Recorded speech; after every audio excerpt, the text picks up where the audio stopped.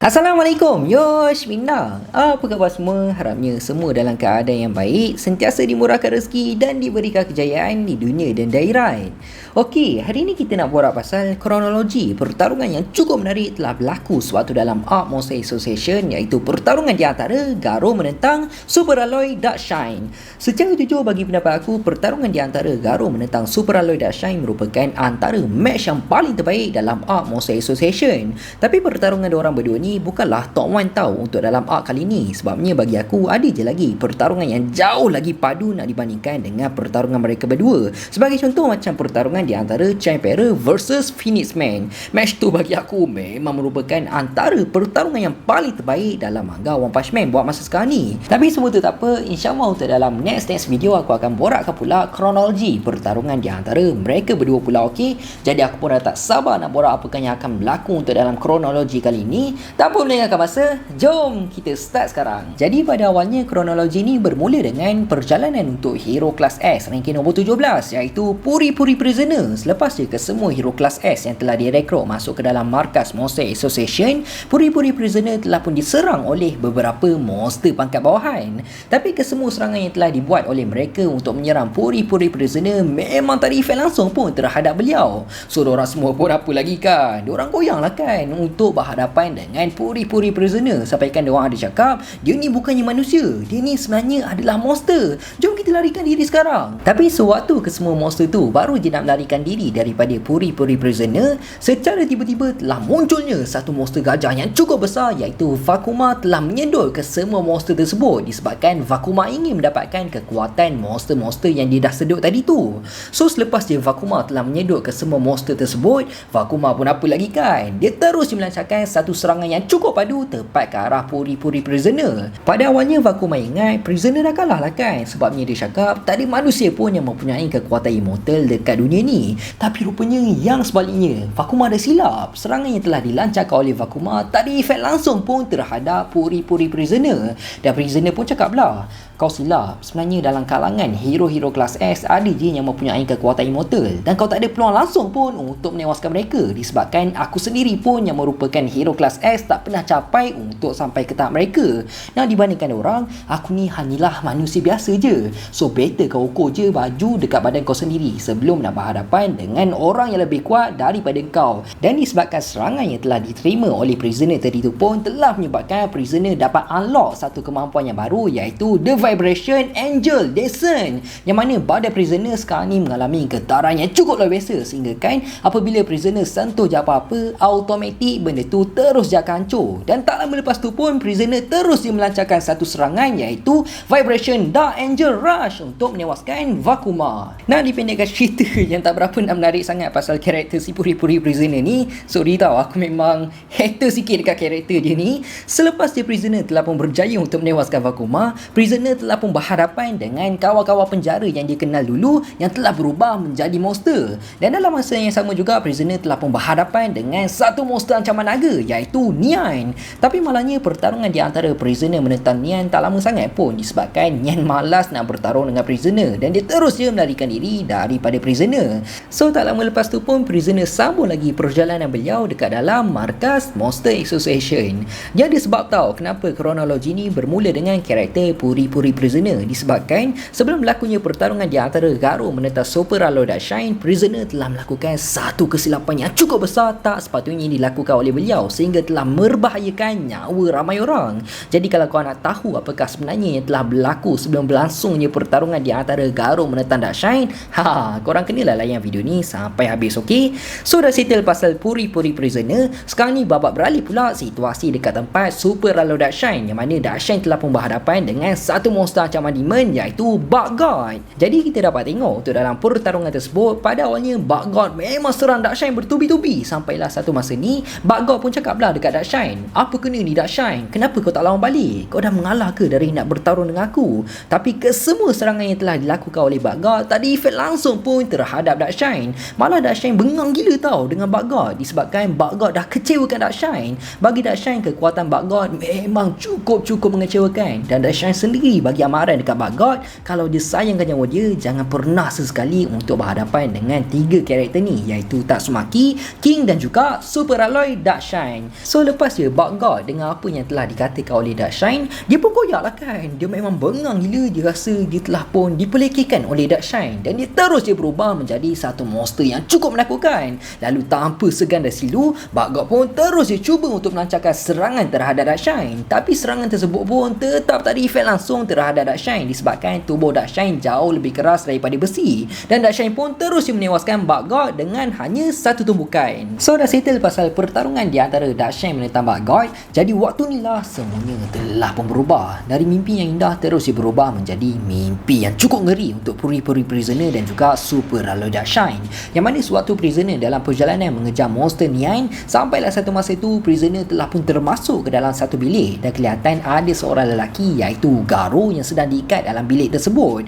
Lalu prisoner yang melihat ada manusia yang kena ikat dekat dalam bilik tu pun diingatkan orang tu kena tangkap dengan monster lah kan. Dan prisoner pun apa lagi, dia pun teruslah cuba untuk mengejutkan Garo dengan prisoner cakap, awak dah bangun? Aku adalah hero kelas S, puri-puri prisoner. Aku keluar dari penjara semata untuk berjumpa dengan kau. Tapi dalam masa yang sama, prisoner dia macam tau muka si Garo ni. Dan tak lama lepas tu pun mata Garo terus terbuka. Lalu Garo pun terus melepaskan diri beliau dari rantai tersebut, dan secara mengejut Garo terus melancarkan serangan bertubi-tubi tepat ke arah prisoner, sampaikan prisoner terduduk. Sambil itu prisoner cakap dalam hati beliau, aku tak boleh nak bangun. Walaupun aku dah cuba lindung diri aku secepatnya mungkin, tapi aku tetap menerima kecederaan yang cukup kritikal. Aku dah buat kesilapan. Aku dah kejutkan orang yang tak sepatutnya aku bangunkan.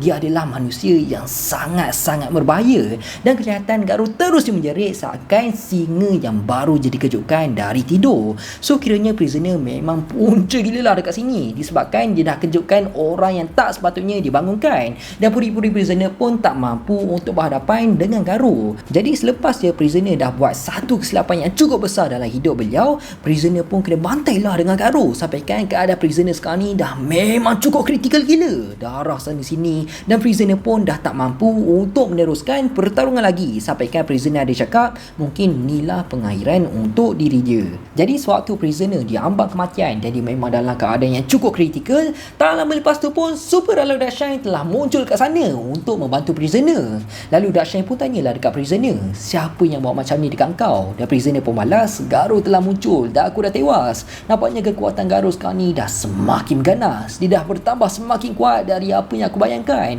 Kau jangan pandang rendah dekat dia hanya disebabkan dia adalah seorang remaja. Hati-hati Darkshine, kekuatan dia sekarang ni dah memang cukup menakutkan sehingga dia mampu untuk menandingi kekuatan hero kelas S kalau bertarung satu lawan satu. Aku tahu kau memang seorang yang kuat, tapi aku rasa sangat bahaya kalau kau bertarung dengan dia satu lawan satu. Aku sedar je, aku tak layan nak cakap macam ni disebabkan aku ni merupakan hero kelas S yang paling lemah. Tapi kau kena tahu betapa bahayanya si Garo ni, sampaikan aku sendiri pun tak mampu untuk cederakan dia.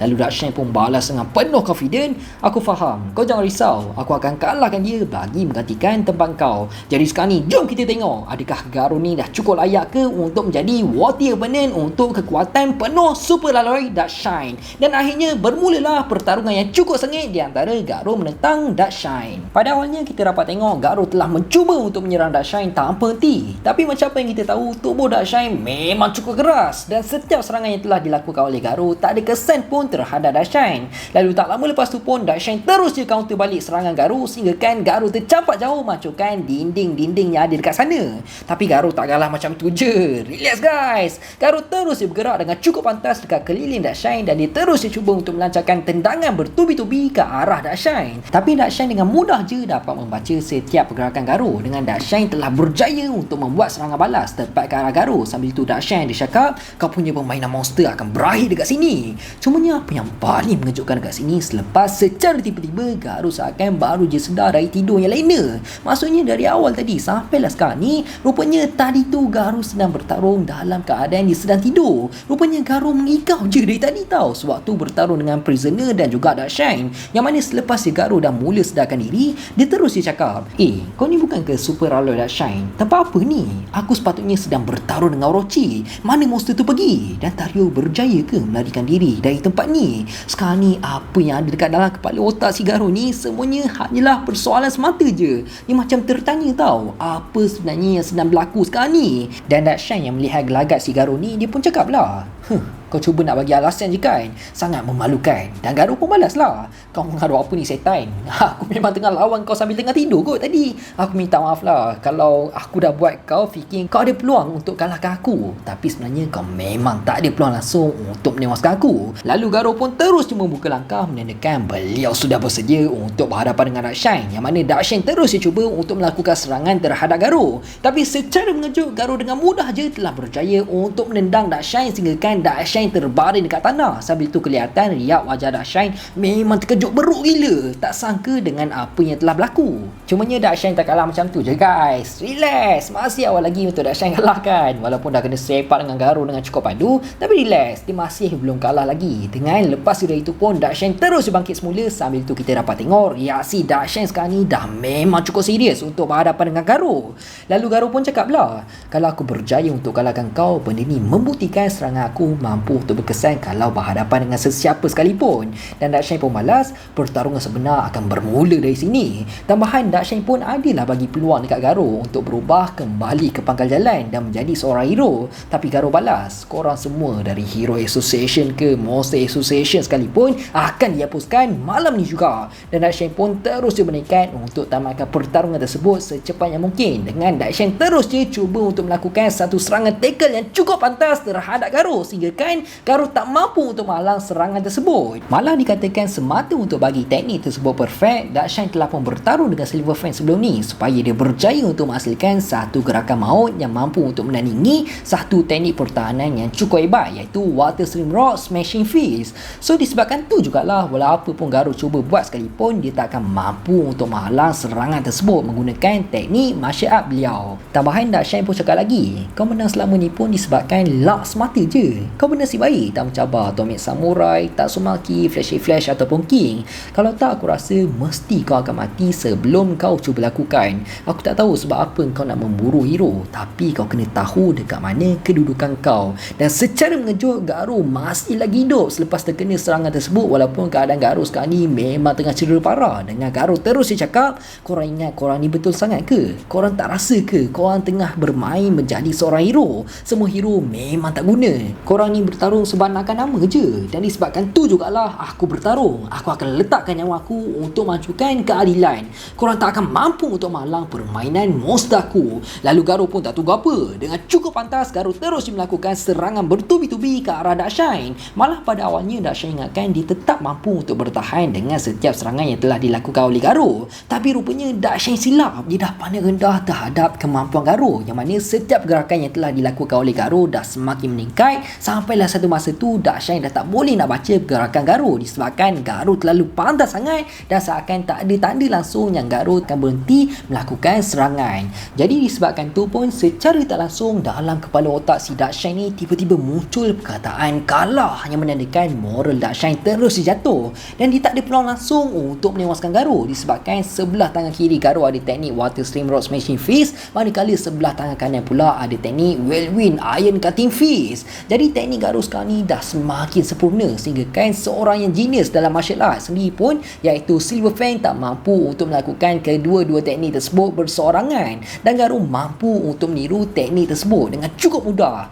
Jadi sewaktu Dakshine melancarkan serangan terkuat beliau iaitu Super Alloy Bazooka, secara mengejut Garuh mampu untuk menahan serangan tersebut dengan tumbukan beliau. Tapi disebabkan serangan tu jugalah menunjukkan Garuh dah mula melepasi limites beliau. Jadi kekuatan Garuh sekarang ni dah memang jauh melepasi kekuatan Dakshine. Dengan Garuh mudah je telah membelasah Dakshine sehingga kan Dakshine dah mula rasa takut untuk berhadapan dengan Garuh. Lalu Garuh pun cakaplah dekat Dakshine, apa kena ni Dakshine? Bukan kau cakap tadi kau nak halang aku, tapi aku masih lagi boleh bertarung. So diorang pun sambunglah lagi bertarung. Diorang lawan punya lawan, tumbuk sana tumbuk sini, tumbuk telur sana sini kan. Tapi disebabkan perasaan takut Dakshine terhadap Garuh dah semakin besar, dah semakin membara, dah semakin membuak, Dakshine pun terus menjerit macam budak kecil sehingga kan Dakshine hampir je menangis waktu bertarung dengan Garuh. Tapi disebabkan Garuh ternampak bayangan Garuh sewaktu dia masih lagi kecil dekat dalam diri Dakshine, yang mana dulu kan Garuh kena bully dengan budak-budak setan tu, budak-budak tak guna tu, dia nampak Dakshine pun macam tengah kena bully. So Garuh pun terus berhenti dari menyerang Dakshine dan tanpa diduga secara tiba-tiba seperti ada sesuatu yang sedang berlaku dalam tubuh Garuh sampaikan Garuh melutut dalam keadaan kesakitan.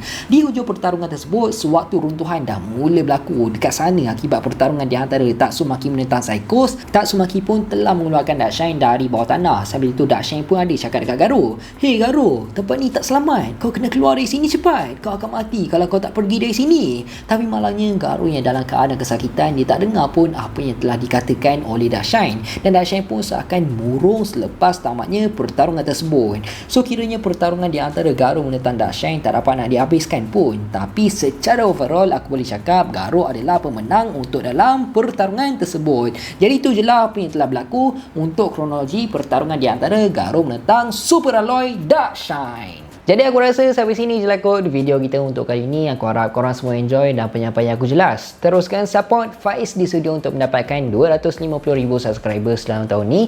Aku nak minta maaf sangat kalau aku ada buat salah, tersilap cakap, terkasar bahasa. Aku nak minta maaf sangat. Aku hanya manusia biasa, tak lari daripada kesilapan.